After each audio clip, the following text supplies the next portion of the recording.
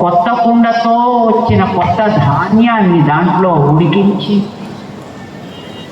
కొత్త చెరక నుంచి తయారు చేసిన కొత్త బెల్లాన్ని దాంట్లో మహోత్సవాన్ని మనం అంతా కూడా యజమానులుగా ఉండి ఉభయదారులుగా ఉండి మనమంతా జరిపిస్తున్నాం. ఆచార్య సన్నిధానంలో ఇలాంటి సన్నివేశం దొరకదు.